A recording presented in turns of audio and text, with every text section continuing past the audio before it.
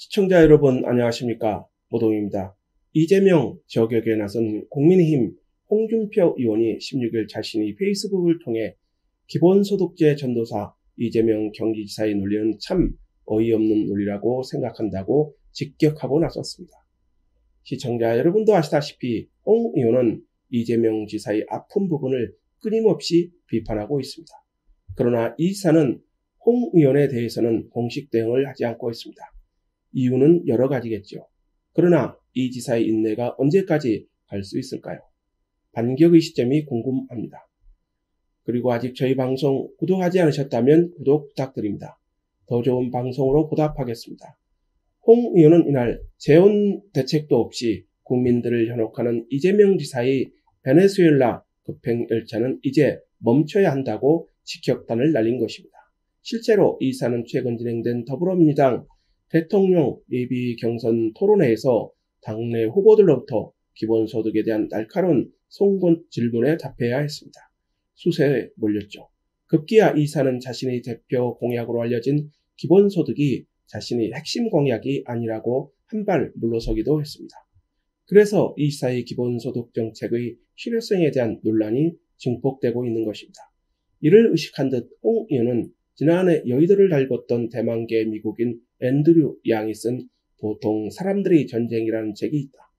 그 책을 보고 이재명 지사는 기본소득제의 전도사가 됐다고 비판하고 나선 것입니다. 이어 이를 요약하면 AI 시대가 오면 실업자가 거리에 넘쳐나고 그들을 구휼하기 위해서는 기본소득제가 불가피하다. 대략 그런 논지라고 비판한 것입니다. 홍 의원은 참 어이없는 논리라고 생각한 것이 이는 마치 18세기 영국 산업혁명기에 방적기계가 도입되면서 일자리가 파괴된다고 운동을 벌인 것과 다름없는 어리석은 예측이라고 직격한 것입니다. 이어 AI 시대가 오면 적은 노동력으로 생산력 증대 효과를 가져오기 때문에 인간은 더욱 풍요로워지며 새로운 직종이 탄생함으로써 역사적으로 증명되고 있다고 했습니다. 홍 의원은 굳이 그런 엉터리 예측을 근거로 세계 어디에도 실시하고 있지 않은 기본소득제를 한국에 도입하자고 하는 무책임한 주장이 난무하는 것은 참으로 어이가 없다고 했습니다. 시청자 여러분들의 생각은 어떻습니까?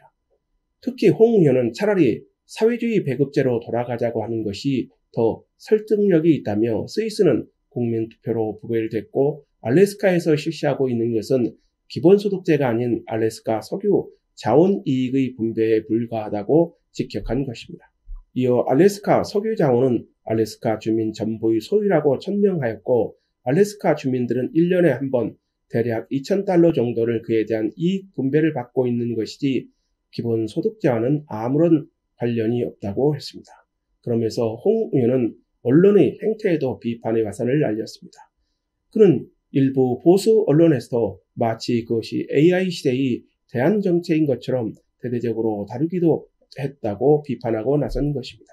시청자 여러분도 아시다시피 이재명 지사의 기본소득은 성남시장 재직 시에도 논란을 빚으며 실시한 청년 기본소득을 출발로 기본소득을 자신의 대표적인 공약으로 제시하고 있습니다.